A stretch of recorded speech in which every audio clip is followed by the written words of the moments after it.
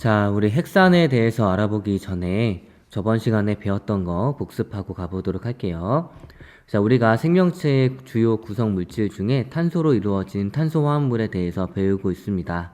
탄소화합물은 크게 단백질, 핵산, 탄수화물, 지질이 있고 우리는 이 단백질과 핵산에 대해서 배우고 있었어요. 다음 단위체와 고분자에 대해서도 배워봤는데 단위체는 뭐냐면 탄소화합물에서 반복적으로 결합하여 구성 단위 역할을 하는 작은 분자를 단위체라고 합니다. 고분자는 이런 단위체의 조합으로 형성된 물질로 단백질, 핵산, 탄수화물, 지질 등이 고분자예요. 자, 여기 화면에서 보듯이 이 벽이 고분자라고 하면 이 벽을 이루고 있는 벽돌들이 단위체입니다. 자, 그러면 어떤 고분자가 있고 어떤 단위체가 있는지 알아보도록 할게요. 아미노산이 여러 개가 합쳐지면 이제 고분자가 되는데 그때 물질을 단백질이라고 하고 뉴클레오타이드를 단위체로 하는 것들을 핵산이라고 합니다. 저번 시간에 단백질에 대해서 알아봤죠. 자, 단백질의 단위체는 무엇이냐면 아미노산이에요. 그 다음에 몇 종류가 있냐면 20종류가 있습니다. 이렇게 아미노산의 구조가 있는데 이 구조는 외우지 않아도 된다고 했습니다. 그러면 아미노산과 아미노산이 계속 결합해가지고 거대한 고분자인 단백질을 만드는데 이런 아미노산과 아미노산은 어떻게 결합하는지 한번 알아보도록 할게요. 자, 이렇게 두 개의 아미노산이 있습니다. 자, 두 개의 아미노산은 물 분자 한 개가 빠져나가면서 결합을 합니다. 이때 이 아미노산과 이 아미노산 사이에 공유 결합이 생기는데 이러한 아미노산 사이의 공유 결합을 어떤 결합이라고 하냐면 펩타이드 결합이라고 하는 거예요.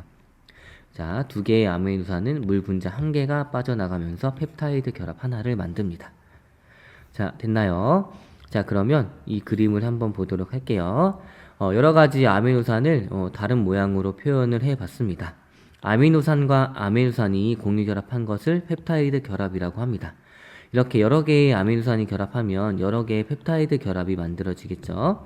이런 식으로 펩타이드 결합으로 아미노산이 여러 개가 연결이 쭉 되어 있습니다. 이런 애들을 지금 사슬 모양이라고 해가지고 뭐라고 부르냐면 폴리펩타이드 사슬이라고 하는 거예요. 자, 폴리란 뜻은 뭐냐면 여러 개란 뜻인데 펩타이드 결합이 여러 개라서 폴리펩타이드. 그 다음에 얘는 모양이 선 모양이어가지고 폴리펩타이드 사슬이라고 합니다. 됐나요? 여기까지는 아직 단백질이라고 부르진 않아요. 그런데 이런 폴리펩타이드 사슬이 구부러지고 접히면 고유의 입체 구조를 형성하게 되는데 이럴 때 기능을 가지게 됩니다. 그래서 우리는 이렇게 접힌 애들을 단백질이라고 부르는 거예요. 기능을 가진 것에 초점을 맞춰가지고 단백질이라고 부릅니다. 자, 이러한 단백질은 굉장히 여러 종류가 있는데 그 이유는 무엇이냐면 아미노산이 어떤 종류가 몇 개가 어떻게 배열되느냐에 따라서 다양한 구조를 이루어가지고 다양한 단백질이 만들어지기 때문이에요. 자, 단백질의 기능은 여러 가지로 다음과 같습니다. 생명체를 구성하는 필수 성분으로 이용이 되고 화학 반응을 빠르게 일어나도록 해주는 효소의 주성분이 됩니다.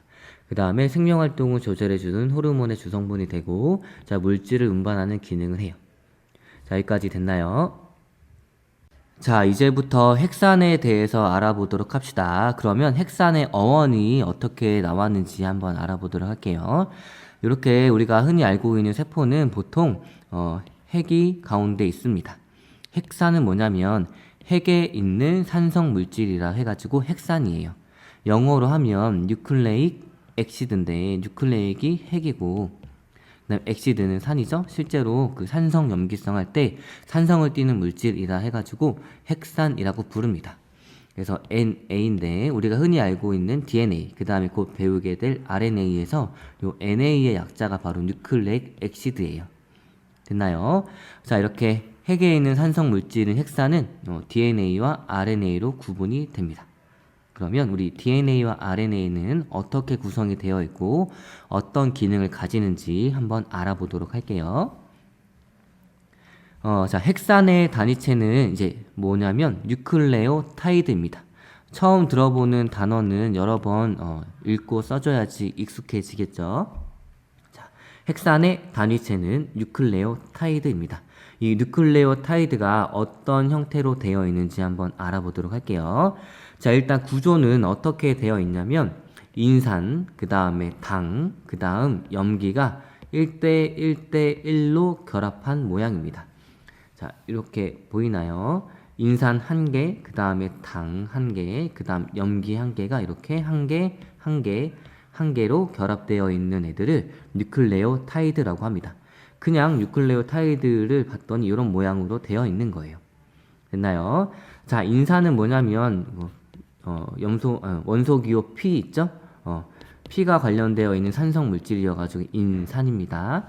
그 다음에 당은 탄소로 이루어진 거예요. 우리가 뭐 포도당, 무슨 당 할 때 그런 당입니다.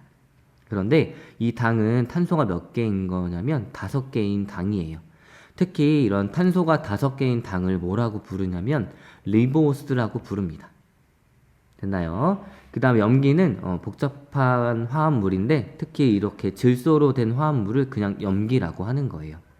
됐나요? 이게 바로 뉴클레오타이드의 구조입니다. 인산, 당, 염기가 1대 1대 1의 비율로 결합되어 있습니다.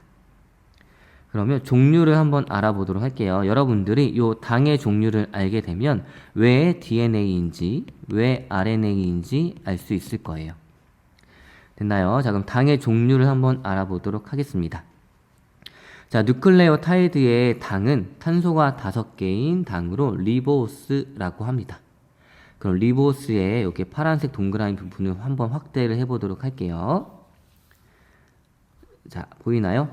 자, 이렇게 꺾여져 있는 부분에는 보통 탄소가 있다고 생각해 주면 됩니다. 그럼 당의 이 부분을 보도록 할 거예요. 이 부분을 자세히 보게 되면 탄소가 있고 탄소는 총 4번의 공유결합이 가능하니까 하나, 둘, 셋, 4번의 공유결합을 했습니다. 중요한 거는 이 탄소에 있는 얘를 한번 볼 거예요. 자, 얘를 좀 자세히 그려보면 이렇게 되어 있는 건데, 자, 리보스에 이 탄소에 OH기가 있습니다. 탄소의 순서를 붙여보면 얘가 1번 탄소, 2번 탄소인데 2번 탄소에 OH기가 있어요. 이게 그냥 리보스입니다. 됐나요? 그런데 오른쪽에 있는 걸 한번 보도록 할게요. 자, 똑같은 탄소가 5개인 당인데 얘를 자세히 보게 되면 리보스랑은 다르게 OH가 아니라 H죠. 산소가 빠진 거예요. 됐나요? 자, 그래서 얘를 뭐라고 부르냐면 디옥시라고 부릅니다. D는 뜻이 무엇이 빠지다예요. 옥시전이 빠진 겁니다. 그래서 이 산소가 빠진 5탄당을 뭐라고 부르냐면 디옥시리보스라고 부르는 거예요. 됐나요? 자, 볼게요. 자, 이 파란색 동그라미 부분을 자세히 보게 되면 하나의 탄소에 OH기가 결합되어 있습니다. 만약에 이 부분에 대신해서 OH 대신에 H만 있다면 리보스에서 산소가 빠진 거예요. 그래서 디옥시라는 말을 붙여줍니다. D는 무엇이 빠지다라는 뜻이고 옥시는 산소의 옥시젠을 산소라고 하는 거예요. 그래서 산소가 빠진 탄소가 5개인 당 해가지고 얘를 디옥시리보스라고 하는 겁니다. 여기까지 됐나요? 왜 이렇게 당을 구분하냐면 결국엔 이 리보스가 R이고 디옥시리보스가 D예요.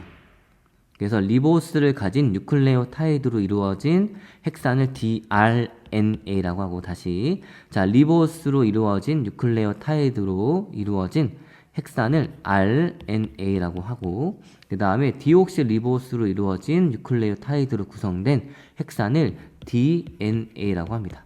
여기 D자는 디옥시의 D자예요. 그 다음에 여기 R자는 리보스의 R자입니다. 그래서 이 이름을 알게 되면 왜 RNA이고 왜 DNA인지 알 수 있을 거예요. 여기까지 됐나요? 그러면 염기의 종류에 대해서 알아보도록 합시다. 우리는 첫 번째 당의 종류에 대해서 알아봤고 그 다음에 염기의 종류에 대해서 알아볼 건데 이 염기의 종류는 뭐에 따라 달라지냐면 뉴클레오타이드의 당에 따라서 달라집니다. 일단 디옥시리보스에 대해서 어떤 염기가 붙는지 한번 알아보도록 할게요. 자, 인산, 당, 염기가 있는데 만약에 여기에 있는 당이 산소가 하나 빠진 디옥시리보스라면 여기에 들어갈 수 있는 복잡한 화합물인 염기, 질소로 이루어진 복잡한 화합물인 염기는 몇 종류가 들어갈 수 있냐면 아데닌, 그 다음에 타이민, 그 다음에 구아닌, 그 다음에 사이토신 이렇게 4종류가 들어갈 수 있습니다. 얘네들은 그냥 이름이에요. 이름, 화학물질의 이름. 자, 디옥시리보스로 이루어진 뉴클레오타이드가 가지는 염기의 종류는 아데닌, 그 다음에 타이민, 그 다음에 구아닌, 그 다음에 사이토신이 있습니다. 얘네 약자를 아데닌은 A, 타이민은 T, 그 다음에 구아닌은 G, 사이토신은 C라고 하는 거예요. 됐나요?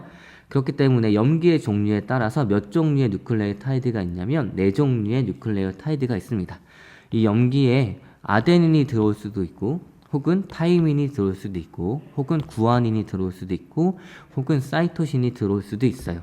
그렇기 때문에 염기의 종류에 따라서 4종류의 뉴클레오타이드가 있습니다. 여기까지 듣나요? 자, 그 다음에 여기 리보스가 이루어진 당을 한번 보도록 할게요. 자, 염기의 종류 중에 당이 리보스입니다. 그러면 마찬가지로 얘도 뉴클레오타이드이기 때문에 인산, 당, 염기로 구성이 되어 있어요. 그런데 산소가 빠지지 않은 이 리보스라는 당에는 어떤 염기들이 들어오냐면 아데닌, 그 다음에 유라실, 그 다음에 구아닌, 그 다음에 사이토신이 들어올 수 있습니다. 여기에 있는 아데닌, 구아닌, 사이토신은 디옥시리보스에도 똑같이 들어가 있죠. 그런데 차이점은 뭐냐면 디옥시리보스에는 타이민이 들어오지만 여기 리보스에는 뭐가 들어올 수 있냐면 유라실이 들어올 수 있습니다. 근데 타이민은 못 들어오는 거예요. 자, 리보스로 이루어진 뉴클레오타이드가 가지는 염기의 종류는 아데닌, 그 다음에 유라실, 그 다음에 구아닌, 그 다음에 사이토신이 있습니다. 그러니까 여기에 염기에 아데닌이 들어올 수도 있고, 그 다음에 유라실이 들어올 수도 있고, 구아닌이 들어올 수도 있고, 사이토신이 들어올 수도 있는 거예요. 따라서 염기의 종류에 따라 몇 종류의, 4종류의 뉴클레오타이드가 있을 수 있습니다. 됐나요? 자, 다시 한번 정리하면 염기는 아데닌, 타이민, 구아닌, 사이토신, 그 다음에 유라실 이렇게가 있는데 디옥시리보스라는 당을 가진 뉴클레오타이드는 아데닌, 구아닌, 사이토신, 그 다음에 타이민이 들어오는 거예요. 자, 그런데 리보스를 가진 뉴클레오타이드는 요 염기에 뭐가 들어올 수 있냐면 아데닌, 구아닌, 사이토신이 들어올 수 있고 그 다음에 타이민 대신에 유라실이 들어옵니다. 됐나요? 여기에 디옥시리보스에는 붙을 수 있는 염기가 유라실은 불가능하고 타이민만 가능하고 리보스에 붙을 수 있는 염기는 유라실이 가능하지만 타이민은 안 돼요. 됐죠? 이 둘의 차이점이 매우 큽니다. 여기까지 됐나요? 자, 그렇다면 뉴클레오타이드끼리 결합해가지고 헥산이라는 거대한 고분자를 만든다고 했는데 과연 이 뉴클레오타이드와 뉴클레오타이드는 어떻게 결합하는지 한번 알아보도록 할게요. 자, 하나의 뉴클레오타이드죠. 그 다음에 또 하나의 뉴클레오타이드입니다. 뉴클레오타이드와 뉴클레오타이드가 결합할 때는 하나의 뉴클레오타이드에 있는 당과 다른 뉴클레오타이드에는 인산이 공유 결합을 하면서 연결이 되는 겁니다. 그래서 한 뉴클레오타이드의 당에 다른 뉴클레오타이드의 인산이 결합하여 긴 가닥을 형성하는데 이런 것들의 이름을 폴리뉴클레오타이드라고 하는 거예요. 이렇게 뉴클레오타이드가 여러 개가 이렇게 연결이 됩니다. 쭉 연결이 되어 있으면 뉴클레오타이드가 여러 개겠죠? 그래서 폴리라는 이름을 붙입니다. 얘네들의 이름을 폴리뉴클레오타이드라고 하는 거예요. 자, 이렇게 뉴클레오타이드끼리의 결합은 공유 결합입니다. 그래서 얘랑 결합할 때 당과 인산이 결합합니다. 공유 결합으로. 그 다음에 얘랑 이렇게 또 결합할 때 여기에 있는 당과 인산이 공유 결합으로 하는 거예요. 그래서 얘네들이 뉴클레오타이드가 여러 개가 쭈루룩 연결됐는데 이런 것들을 폴리뉴클레오타이드라고 합니다. 공유 결합이기 때문에 이 당과 인산의 결합은 끊기가 굉장히 어려워요. 됐나요? 자, 그러면 우리 본격적으로 DNA와 RNA는 무엇인지에 대해서 한번 알아보도록 할게요. 자, DNA 약자는 뭐냐면 디옥시리보 뉴클레익 엑시드입니다. 자, 디옥시 산소가 빠진 리보스를 가진 뉴클레오타이드가 연결된 거예요. 그래서 산소가 빠진 리보스가 있는 뉴클레오타이드들이 결합되어 만들어진 핵에 있는 산성 성분입니다. 그래서 약자를 따서 DNA라고 하는 거예요. 아까 산소가 빠진 리보스에는 염기가 뭐가 온다 그랬죠? 그렇죠. A, T, G, C가 온다 그랬죠? 자, T가 오는 것 중요합니다. 자, 그러면 DNA 형태를 한번 보도록 할게요. 자, DNA 한번 볼게요. 자, 얘 보겠습니다. 인산, 당, 염기. 여긴 염기 중에 T가 왔네요. 아무튼 이렇게 타이드들이 여러 개가 연결된 것을 폴리뉴클레오타이드라고 하죠. DNA의 특징은 뭐냐면 이렇게 폴리뉴클레오타이드 하나와 또 다른 폴리뉴클레오타이드가 서로 상보적으로 결합하고 있습니다. 그래서 두 가닥의 폴리뉴클레오타이드가 꼬여있는 이중나선 구조예요. 여기까지 됐나요? 자, 얘 한 가닥이 이렇게 있는데 얘네들이 일렬로 있는 게 아니라 이렇게 서로 꼬여 있다는 얘기입니다. 자, 그 다음에 특징을 한번 보도록 할게요. 여기서 특징을 보게 되면 A는 항상 T랑 결합합니다. 그래서 A는 항상 T랑 결합하고 그 다음에 G는 항상 C랑 결합하는 게 DNA 구조의 특징이에요. 됐나요? 다시 정리하면 DNA는 이 두 가닥의 폴리뉴클레오타이드가 서로 이런 나선 모양으로 꼬여 있는 구조를 가지고 있는데 얘네들 두 가닥의 폴리뉴클레오타이드가 결합할 때는 이 염기가 서로 결합을 합니다. 그런데 이 염기 사이의 결합이 우리가 배웠던 공유 결합이나 이온 결합이 아니라 굉장히 약한 인력으로 결합하고 있는 거예요. 그리고 또 다른 특징은 뭐냐면 A는 항상 T랑 결합하고 G는 항상 C랑 결합하는 게 특징입니다. 여기까지 됐나요? 이거를 좀 단순하게 나타내면 이렇게 나타낼 수 있고 얘를 실제 모형과 비교해서 나타나게 되면 이렇게 이중나선 구조로 꼬여 있습니다. 여기까지 됐나요? 특징 한번 볼게요. 두 가닥의 폴리뉴클레오타이드가 꼬여 있는 이중나선 구조입니다. 됐나요? 그 다음에 특징은 A는 항상 T랑 결합하고 G는 항상 C랑 결합해요. 그러니까 A가 있는 만큼 T가 있고 G가 있는 만큼 C가 있는 거예요. 그 다음에 DNA는 유전 정보를 저장합니다. 여러분들 DNA 유전 물질이라고 하죠. 왜냐하면 DNA 안에 우리의 생명의 현상을 혹은 생명들의 특징을 조절할 수 있고 혹은 나타내는 유전 정보를 저장하고 있기 때문이에요. 왜 DNA가 유전 정보를 저장하는 화학 물질로 뽑혔냐면 구조적으로 굉장히 정확하고 안정하기 때문입니다. 자, 그러면 이 유전 정보란 무엇이냐면 DNA에 있는 네 종류의 뉴클레오타이드가 있죠. 염기가 A가 있는 게 있고 T가 있는 게 있고 G가 있는 게 있고 C가 있는 게 있을 거예요. 자, 이렇게 염기가 배열된 순서, 즉 염기의 서열이 뭐가 되냐면 유전 정보가 되는 거예요. 암호가 된다는 얘기입니다. 됐나요? 문자를 만드는 거예요. T, A, C, G. 이 네 종류의 염기가 어떤 순서로 몇 개가 어떻게 배열되느냐에 따라서 얘네들이 다 각기 다른 암호를 의미를 합니다. 이 암호를 우리 몸에서 해독해가지고 생명현상으로 나타내는 거예요. 자, 생물마다 DNA를 이루는 뉴클레오타이드의 배열 순서가 다릅니다. 그래서 생물마다 고유한 특성이 나타나는 거예요. 여기까지 됐나요? 자, 다시 한번 복습하면서 가보도록 할게요. 자, DNA는 디옥시리보 뉴클레익 엑시드라고 해가지고 염기는 A와 T와 G와 C가 있습니다. 됐나요? 자, 얘네들은 어떤 모양이냐면 이렇게 두 가닥의 폴리뉴클레오타이드가 나선 모양으로 꼬여 있는 구조예요. 얘를 좀 더 확대를 해보면 이런 모양으로 되어 있고 얘를 좀 더 확대를 해보면 이런 모양으로 되어 있습니다. 특징은 무엇이냐면 이 두 가닥의 폴리뉴클레오타이드 사슬이 굉장히 약한 인력으로 붙어 있습니다. 이 인력은 염기 사이의 인력이에요. 공유결합이나 이온결합처럼 단단한 결합이 아닙니다. 그리고 특징은 뭐냐면 A는 항상 T랑 결합하고 G는 항상 C랑 결합하는 게 특징이에요. 이게 규칙입니다. 우리 생명현상에서 발견되는. 됐나요?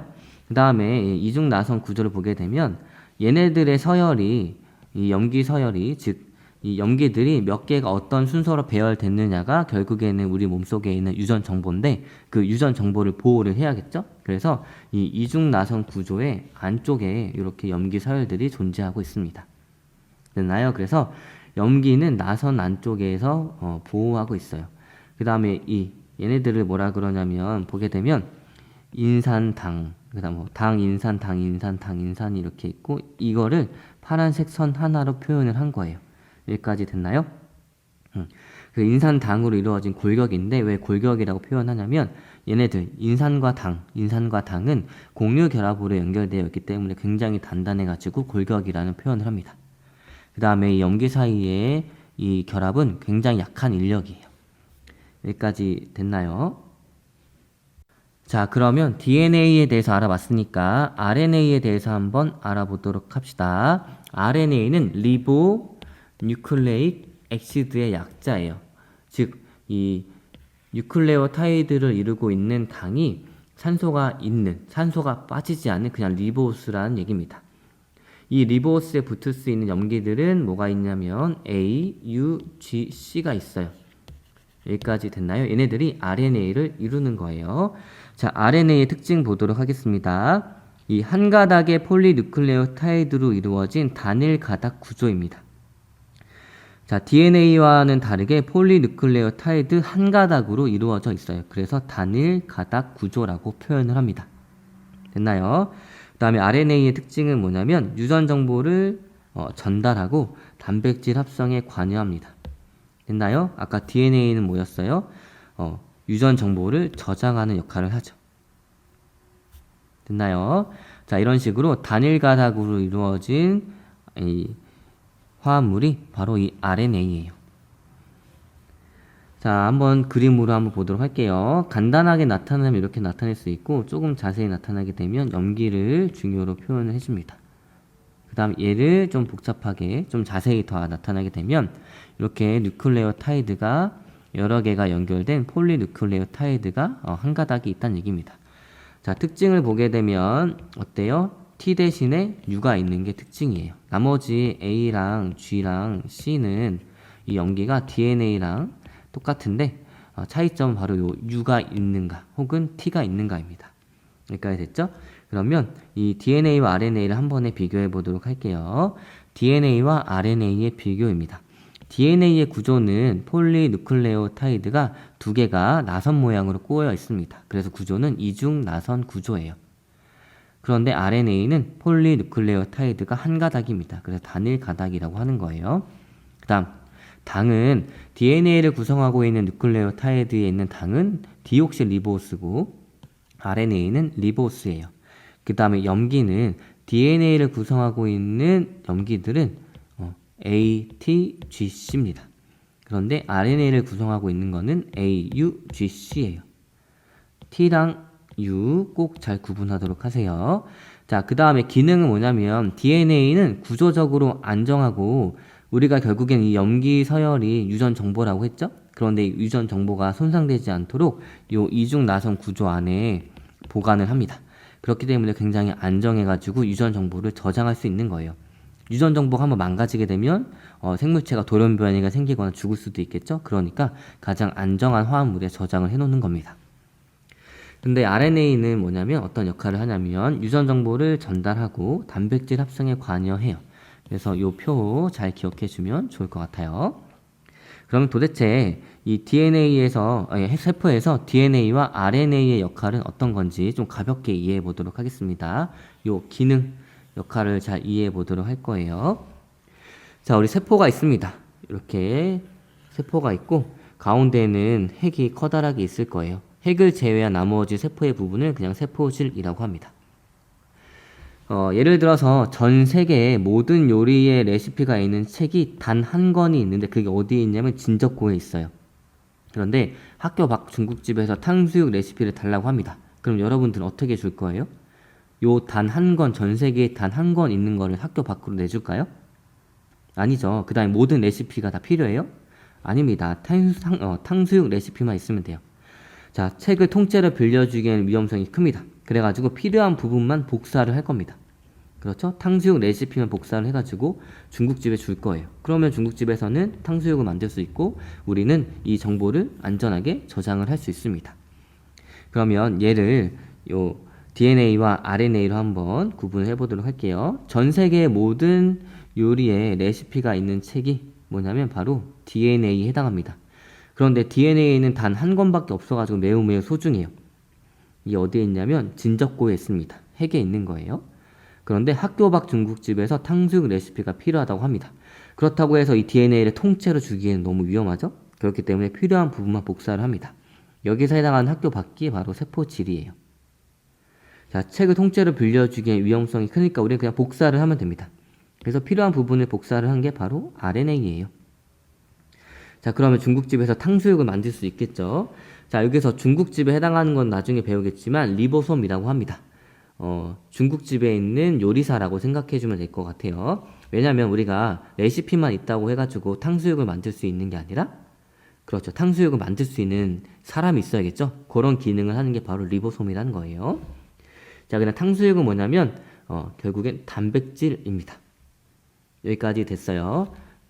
자, 그래서 여기를 보게 되면 볼게요. 자, 핵 안에 우리 세포에 정보가 다 담겨있는 DNA가 있어요. 그런데 이 세포 밖에서 나 단백질 만들어야 되니까 정보를 내놔 이렇게 얘기합니다. 탕수육 만들어야 되니까 정보를 내놔. 그랬을 때 이 DNA를 통째로 꺼내주기엔 너무 위험하다는 얘기예요. 그래서 어떻게 해주냐면 탕수육 레시피, 우리가 만들고 싶어하는 단백질에 대한 정보만 복사를 해줍니다. 그게 바로 RNA예요.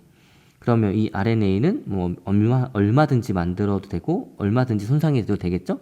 아무튼 이 RNA를 세포에 있는 핵 밖으로 빼줘가지고 세포줄로 꺼내줍니다. 그러면 요리사가 붙어가지고 이 정보를 읽어주면서 단백질을 만들어주는 거예요. 여기까지 됐나요? 이게 바로 DNA와 RNA의 역할입니다. 그래서 DNA는 유전 정보를 저장하고 RNA는 유전 정보를 복사해가지고 필요한 곳에 전달을 해주고, 이 RNA가 있어야지 리보솜이 단백질을 만들 수 있기 때문에 단백질 합성에도 관여하는 겁니다. 자, 그 다음에 탄수화물과 지질에 대해서 알아볼 건데, 요거는 미래에는 그렇게 자세히 나와 있지 않아가지고 미래에는 공부하는 사람들은 그냥 가볍게 이런 게 있구나 라고 알면 될 것 같고 교과서 기준으로 공부하면 될 것 같아요. 자, 탄수화물과 지질입니다. 탄수화물은 크게 단당류, 이당류, 다당류로 나누어지는데, 이 탄수화물의 기본 단위체인 요 당, 예를 들어서 포도당, 그 다음에 과당, 갈락토지가 이렇게 단위체로 쓰이는데, 요게 각각 하나씩 있으면 그냥 단당류라고 하고, 이당류는 뭐냐면 이런 것들이 두 개가 붙어 있으면 이당류라고 합니다. 당이 두 개. 그 다음에 다당류는 뭐냐면 이런 당들이 이 단당류들이 여러 개가 연결되어 있으면 단당류라고 하는 거예요. 그래서 단당류에는 포도당, 과당, 갈락토지가 있고, 이당류에는 엿당, 설탕, 젖당이 있습니다. 엿당은 포도당 2개, 설탕은 포도당과 과당 1개, 그 다음 젖당은 엿당과 갈락토지가 결합되어 있으면 이당류라고 하는 거예요. 그 다음에 다당류에는 녹말, 글리코젠, 셀룰로스가 있습니다. 녹말은 보통 식물에서 당을 저장하는 형태고, 글리코젠은 보통 동물에서 저장하는 형태, 셀룰로스는 동물의 세포벽을 구성하고 있습니다. 이 탄수화물은 주된 에너지원으로 1g당 4kcal의 에너지를 내요. 그 다음 세포막과 세포벽의 구성 성분입니다. 자, 지질은 종류가 중성지방, 인지질, 스테로이드, 콜레스테롤이 있고, 중성지방은 글리세롤과 3개의 지방산으로 되어 있습니다. 얘가 글리세롤이라면 지방산이 이렇게 3개가 붙어 있는 거예요. 그 다음에 인지질은 어떻게 생겼냐면 인산기와 2개의 지방산이 붙어 있습니다. 그래서 인산을 포함한 머리 부분을 인산기라고 합니다. 그러니까 여기에다가 지방산이 2개가 이렇게 붙어 있어요. 그 다음에 스테로이드, 콜레스테롤 등이 있고 에너지원으로 쓰입니다. 1g당 9kcal의 에너지를 내고 있어요.